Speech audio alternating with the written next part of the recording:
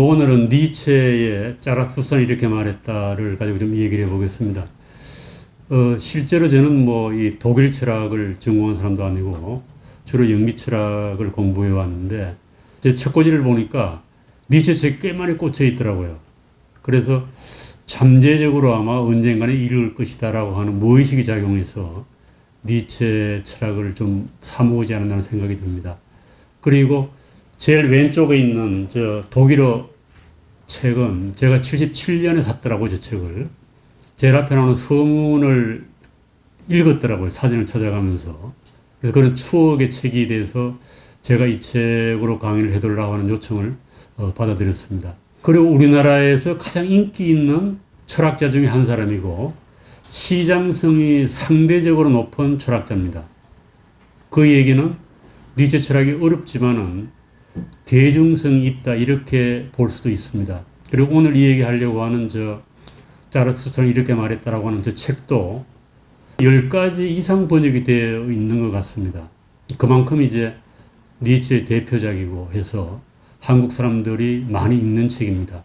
그리고 이제 저는 이진우 교수가 번역한 책을 오늘 소개를 하려고 그러는데 이진우 교수가 번역한 저 책이 아마 가장 최근에 나온 책일 거예요. 22년도인가에 나왔습니다. 그래서 한국에는 니체 전문가들도 많고 한데 제가 이거를 해서 조금 미안하기도 하고 주제넘는 이다 이런 생각도 하고 있습니다.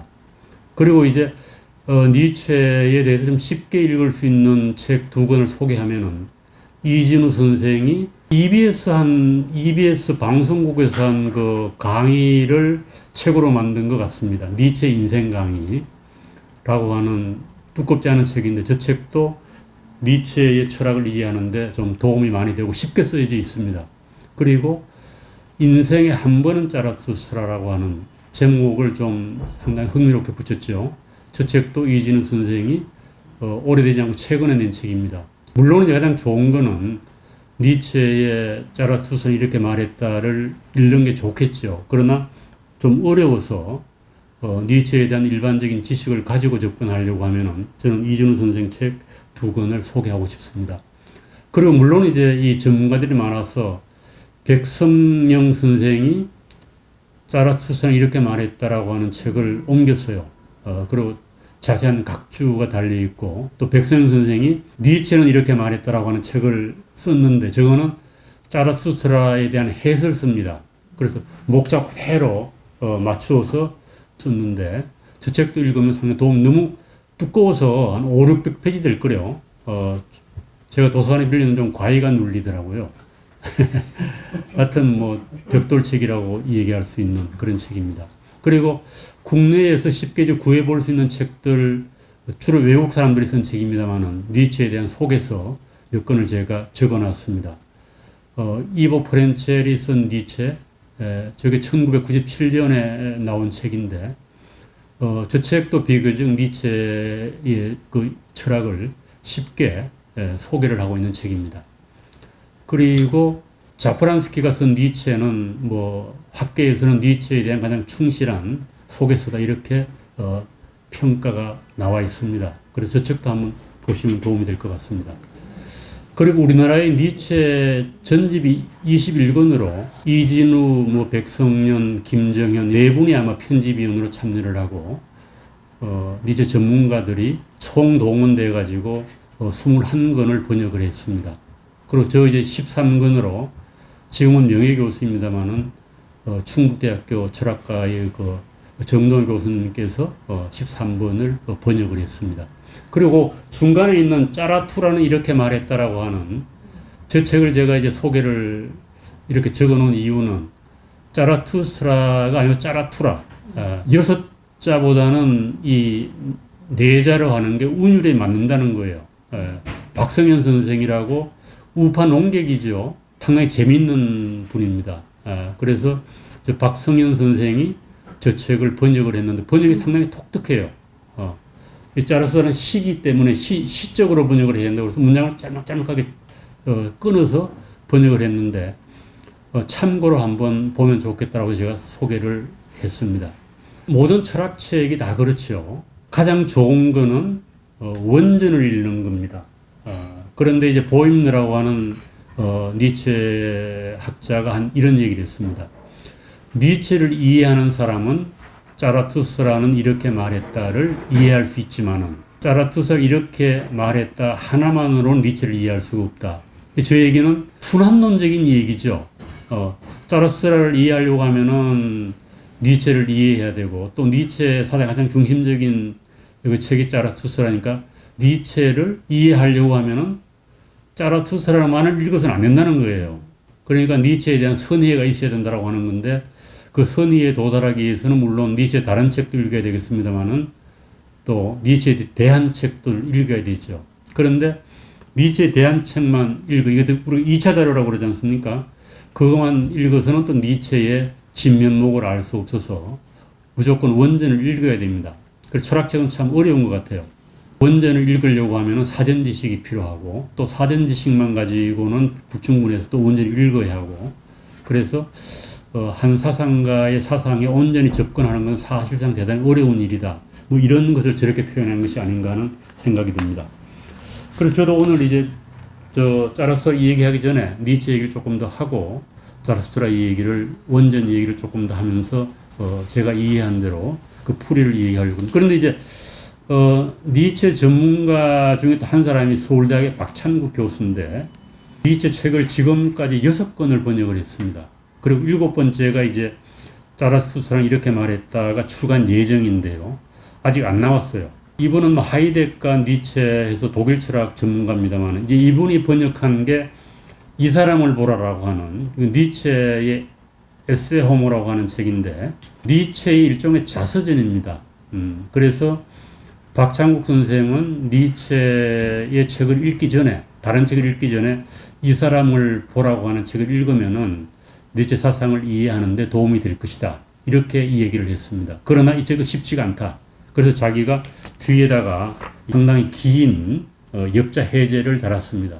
그래서 이 책을 읽을 때 우선 역자 해제를 먼저 읽고 이 책의 본문으로 들어가면은 니체의 이해가 쉬울 것이다. 이런 얘기를 하고 있습니다. 그런데 이 책의 목차를 보면은 상당히 재미있는데요. 이게 아마 거의 니체가 말년에 쓴 책일 거예요. 88년인가에 쓴 책인데 니체가 이제 어떤 사람은 정신병자가 아니겠는가라고 하는 얘기를 하는데 자기의 어떤 가대망상에 걸린 사람인 것 같기도 하고 천재라고 하는 건 다 인정을 합니다. 그래서 천재가 요 담벼락에 있는 거죠. 정상과 이상의 정신병의 담벼락에서 이렇게 걸어가다가 한쪽으로 쓰러지면 끝나는 거예요. 그리고 니체가 1889년 1월 달인가에 완전히 정신병으로 쓰러져 가지고 1900년 죽을 때까지 제정신으로 돌아오지 못했습니다. 한 11년 반 이상을 말년을 그렇게 보는 거예요. 그래서 니체가 천재라고 하는 것은 다 인정을 해요. 대부분의 사람들이. 그리고 또 니체를 부정적으로 하면 이건 완전히 정신병자다. 이제 이렇게 얘기를 하기도 하고 니체를 정신병자라고 생각하게 할 수 있는 과대망상증이다라고 할 수 있는 것이 바로 이 사람을 보라고 하면 목차에 보면 나타나 있습니다. 제일 처음에 목차의 제목이 뭔가 하면은 나는 왜 이렇게 현명한가? 이렇게 얘기해요. 나는 왜 이렇게 현명한가? 2장이 이제 나는 왜 이렇게 영리한가? 이렇게 얘기를 하고 3장에서 나는 왜 이렇게 좋은 책을 쓰는가? 이렇게 가지고 자기가 쓴 그 책을 10권인가 이렇게 소개를 하고 있습니다. 그리고 마지막에 이제 나는 왜 하나의 운명인가? 이런 얘기를 합니다. 그래서 뭐 니체 정도면 이 정도 얘기를 할 수 있다. 이제 우리가 이렇게 인정을 해야 될 것 같아요. 그 뒤에 이제 이 사람의 영향력을 보면은. 그럼 우리가 보통 사람들이 보면은 인간은 좀 겸손해야 되는데 이렇게 오만방자한 얘기를 하는 게 제정신이 아니다. 이렇게 얘기할 수 있을 것 같아요. 그래서 저자서문은 이렇게 시작을 합니다. 머지않아 나는 이제까지 인류에게 제기된 적이 없었던 가장 어려운 요구와 함께 인류에게 다가가야 할 만한 것 같기에 먼저 내가 누구인지를 말해두지 않으면 안 될 것 같다. 인류의 어떤 위대한 문제가 나타나는데 자기가 그걸 이제 얘기하겠다는 겁니다. 나의 과제는 위대하고 나의 동시대인들은 비소하다. 아니 비천하고 낮다는 거예요. 작다는 거죠. 이러한 불균형으로 인해 사람들은 내 말에 귀를 기울이지도 않았고 심지어 나를 쳐다보지도 않았다. 그러니까 자기하고 일반 사람들 차이가 너무 나기 때문에 일반 사람들은 자기 말에 귀를 안 기울인다는 거예요. 나는 나 자신만이 나를 인정하는 것으로 살고 있다. 자기를 아무도 인정 안 해주는 거야. 그리고 이제 이런 얘기는 이 짜라수라는 이렇게 말했다. 사부로 이루어져 있거든요. 그래서 사부는 누가 출판해 주겠다는 사람이 없어요. 자비로 40부만을 출간을 해요. 그래서 이제 친구들, 주변 사람들 이렇게 돌려보는데, 그래서 정확한 통계인지는 모르겠습니다만은 니체가 살아있을 때 니체 책이 전체로 틀어서 1000권이 안 팔렸을 것이다. 이렇게 얘기를 해요. 10종 이상의 책을 냈는데. 그러니까 한 책이 100권도 안 팔렸다는 얘기. 그러니까 거의 뭐 귀를 기울이지 않았던 독백을 한 철학자라고도 볼 수 있을 것 같죠. 그래도 어떻게 얘기하는 이런 또 얘기를 합니다. 내 말에 귀를 기울이라. 왜냐하면 나는 이런 사람이기 때문이다. 무엇보다도 나를 혼돈하지 마라. 이렇게 해서 자기를 대단하게 인류를 앞서가는 이런 사람으로 자기를 평가하는 겁니다. 그러면서 나는 예컨대 결국 우스꽝스러운 헛개비도 아니고 도덕의 괴물도 아니다. 오히려 나는 지금까지 유덕자로 존중받았던 종류의 인간과는 정반대되는 사람이다. 우리끼리 하는 얘기지만은 바로 그 점이야말로 내 긍지의 일부인 것 같다는 생각이 든다. 나는 철학자 디오니소스의 제자이다. 나는 성자가 되기보다는 차라리 사티로스가 되고 싶다. 이 사티로스는 디오니소스의 시종이라고 그럽니다. 그러나 그대들은 이 책을 읽어야 한다. 아마도 이 책은 성공적으로 쓰인 것 같다. 이 책은 아마도 이러한 대립자를 명랑하고 공감 가는 방식으로 표현하고 있다는 외에 다른 의미를 갖고 있지 않은 것 같다. 나는 인류를 개선하겠다는 약속과 같은 건 절대로 하지 않는다 하고 자기의 목적은 우상들을 전복시키는 것.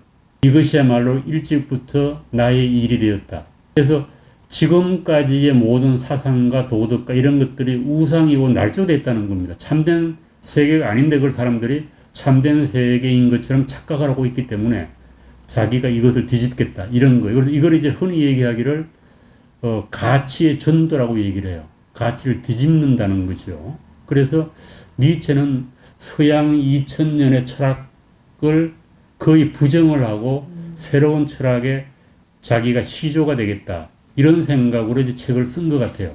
그래서 그것이 현재는 인정을 받고 있지 못하지만 앞으로 100년이 지나면 아마 사람들이 나를 인정할 것이다.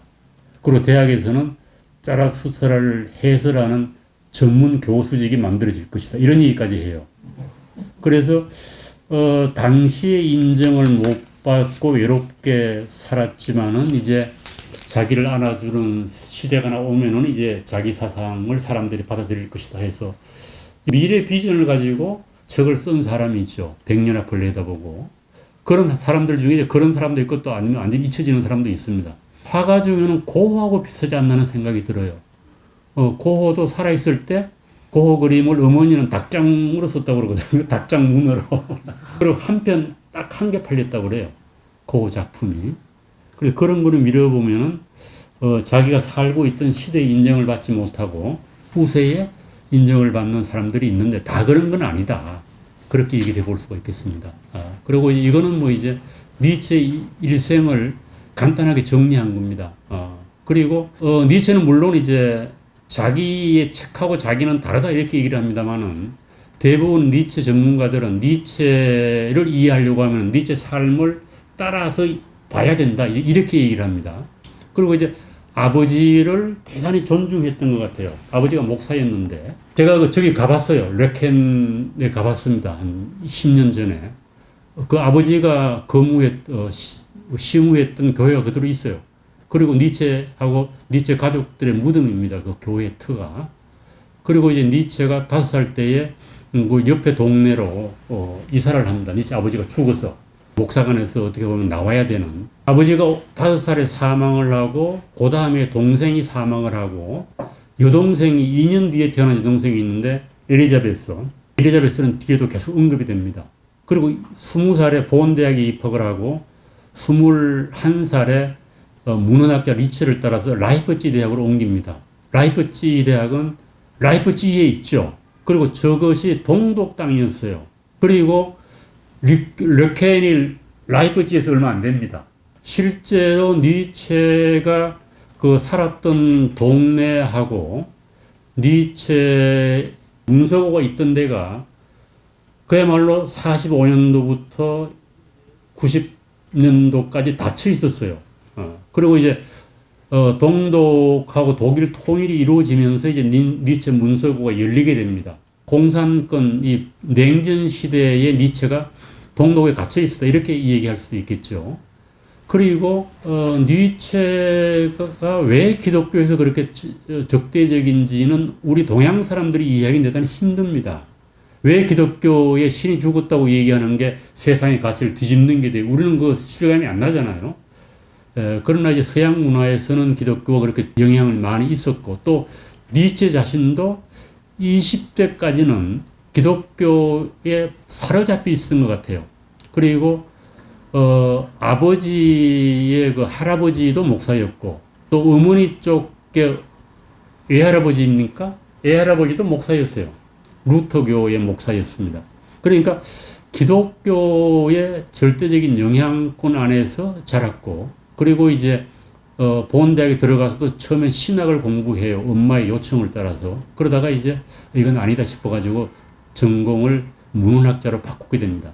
그리고 이제 25살 때 리처 교수의 추천으로 바젤 대학의 교수가 됩니다. 빠르죠? 물론 저 당시에 그 스위스 바젤 대학의 교수 중에는 뭐 25살짜리가 니체 말고 있었다고 얘기를 합니다. 그러나 어떤지 간에 박사학위가 없는 상태에서 교수가 됩니다. 69년도에서 이제 쓰러지는 게 89년도죠. 저기에 집중적으로 집필을 하게 됩니다. 그리고 이제 1879년에는 35살인데 병으로 시달려요. 병으로 시달리다가 이제 결국 교수직을 사임을 하게 됩니다. 신체적으로 대단히 약했다고 볼 수 있죠. 그리고 군대에도 2차례 가는데 처음에 가서는 말에 떨어져가지고 부상을 입고 두 번째 군대 가지고 디프테리아에 걸려가지고 상당히 몸이 쇠약하게 됩니다. 그래서 결국은 이제 45세 때 철학적 활동이 끝난다. 이게 89년이에요. 그리고 50세부터 말도 못하게 된다. 그리고 1900년 8월 25일에 결국 사망을 하게 됩니다. 그래서 리체 일생이 상당히 어떻게 보면 흥미진진하고 개인적으로 대단히 불행한 삶을 산 것 같아요. 제가 보기에는. 그러나 이제 불행한 그 삶을 정신적으로 극복하려고 한 게 니체다 이렇게 볼 수 있고 또 니체 철학에 그게 다 들어 있습니다. 내 운명을 사랑하라. 네 시련을 걷고 일어서라. 뭐 이런 거에서 이제 요즘 우리나라의 젊은이들한테 인기가 좀 있지 않나 생각이 듭니다. 니체 기념물이 나움베르크에 있습니다. 저것도 지금 공개되고 있어요. 가면은 뭐 기념문도 팔고 엽서도 팔고 그럽니다. 나움베르크라고 하는 게 이제 아버지가 돌아가시고 니체의 가족이 옮겨가서 니체가 어릴 때 살던 곳입니다. 저것도 류켄에서 가까운 도시예요.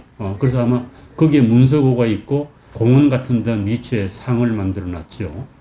니체 저서는 이거는 뭐 12권 정도 되는 건데 이거는 한번 보시면 됩니다.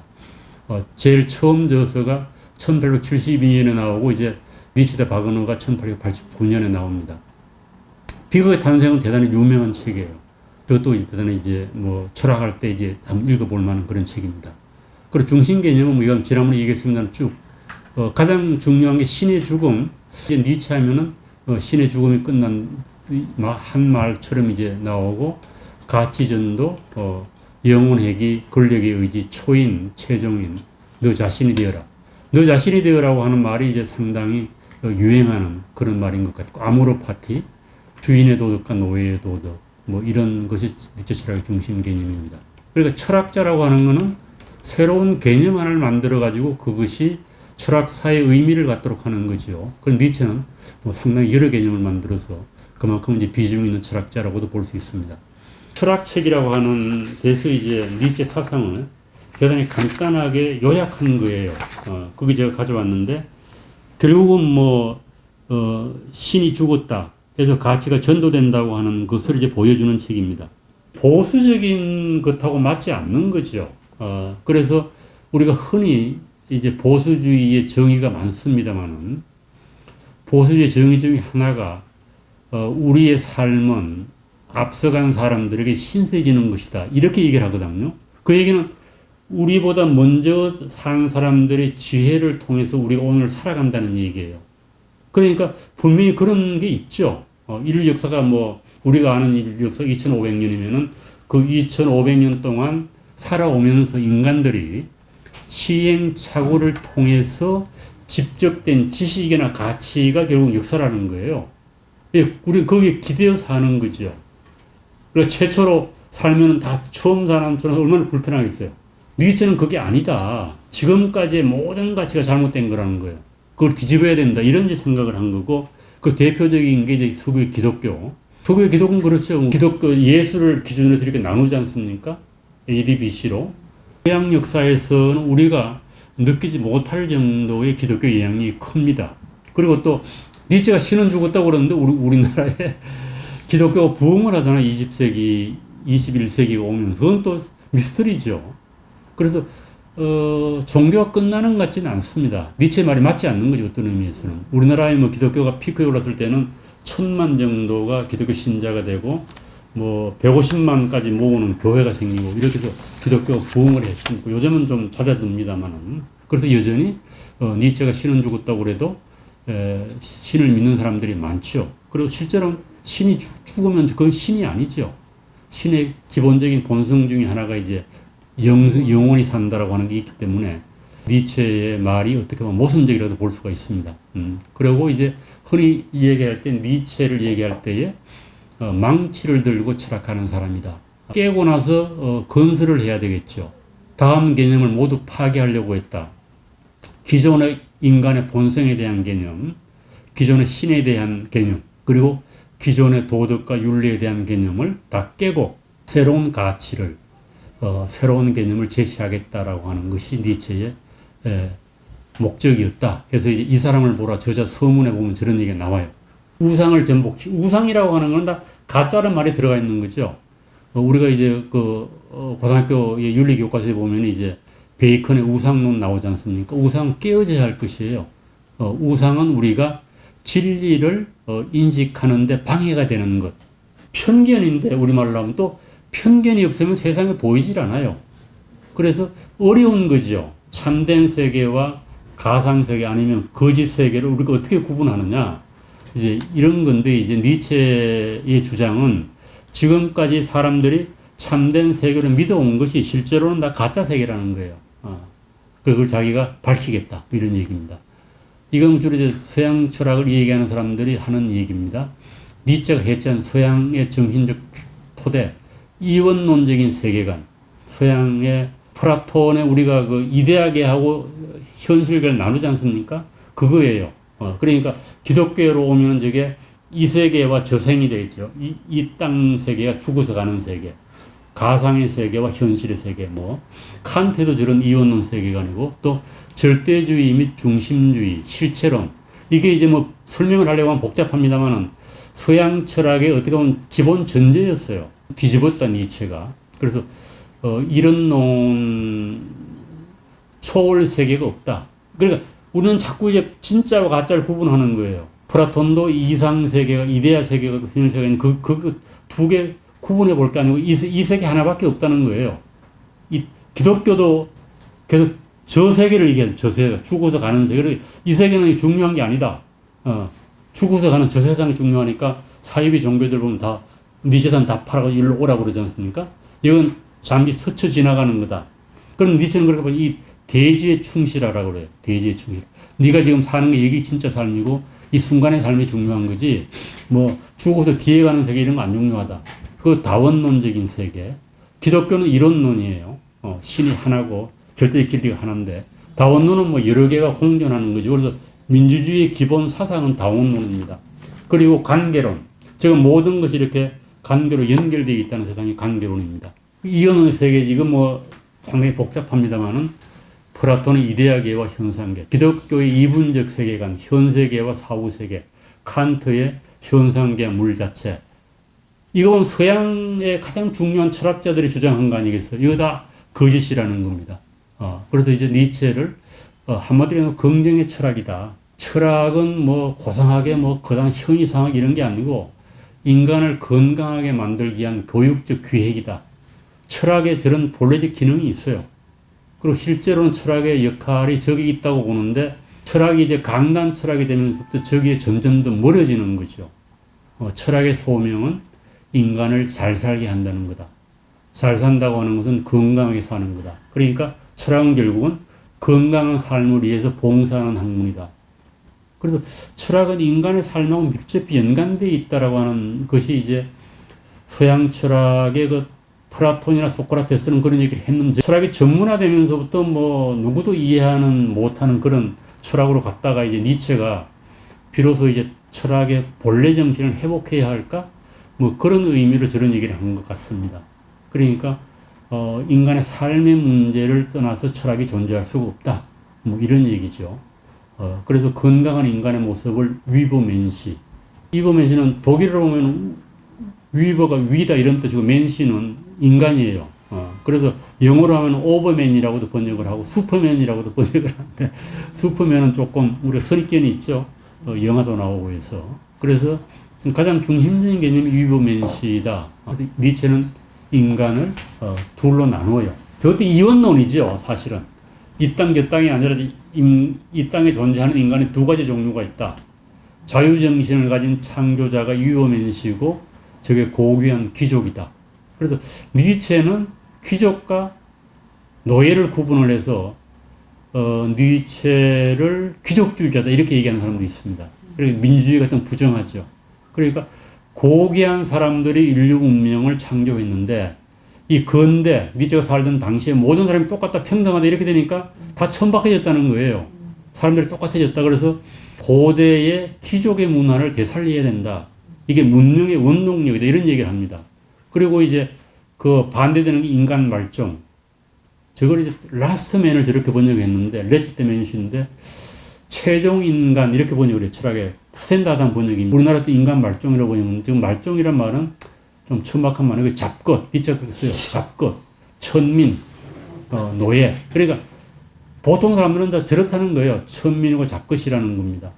그래서 인간은 위버맨시가 되려고 노력을 끊임없이 해야 된다. 이런 얘기입니다. 그래서 건강성을 회복해야 된다. 건강한 인간이 위버맨시다. 이렇게 보는 거죠. 그래서 위버맨시로 가까이 갈수록 명랑성이 있고 용기가 있고 갈등 및 싸움을 좋아한다는 거예요. 냉철하고 차갑다.